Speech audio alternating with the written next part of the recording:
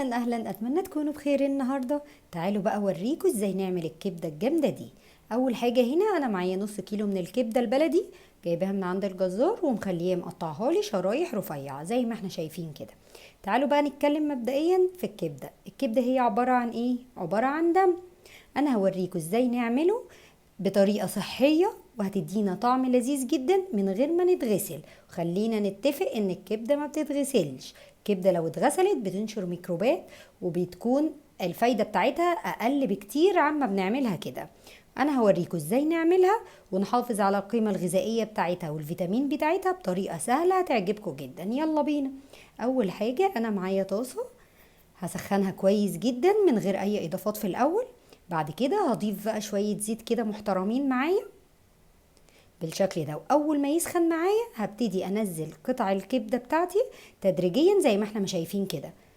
الحركه اللي انا بعملها دي بتقفل المسام بتاعت الكبده، فما بتخليهاش تنزل ولا الدم ولا الميه بتاعتها، وبتحافظ على الفايده بتاعتها زي ما احنا شايفين كده، وبتبعد اي امكانيه ان يكون في اي زفاره موجوده خالص في الكبده بتاعتي، بتحافظ على الميه بتاعتها زي ما احنا شايفين كده. بصوا انا بنزلها تدريجيا عشان احافظ على درجه حراره الزيت وعلشان خاطر ما يبردش خالص معايا زي ما احنا شايفين كده. بصوا بدأت تاخد بقى لون معايا من الناحيه التانية اهي. في الحاله دي ابتدي ان انا اقلبها. بصوا مفيش اي سوائل او ميه نزلت خالص من الكبده ولا اي دم موجود معايا. زي ما احنا كده شايفين الطاسه بتاعتي نظيفه وما فيهاش اي سوائل نازله خالص من الكبده. انا قلبتها كده تقلبتين حلوين مع بعض لحد ما تبتدي تاخد لون معايا.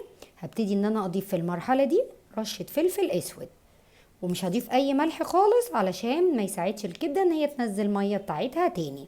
احنا كده ماشيين بخطوات مظبوطه وطريقه سليمه لتسويه الكبده.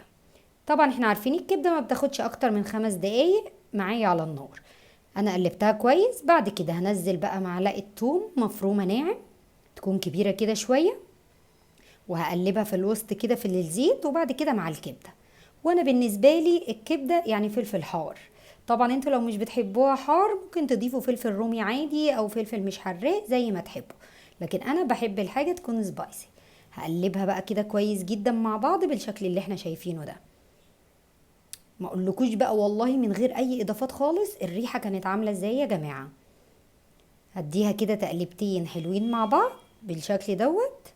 بصوا بعد كده هضيف شويه توابل بقى. انا معايا جوز الطيب مبشوره، وضفت كمان قرفه، وضفت فلفل اسود، وضفت ملح. بس هي دي بقى التوابل بتاعتي. انا عايزه طعم الكبده يكون مظبوط معايا وهو اللي يبان لي، ما غطيش عليه باي توابل خالص.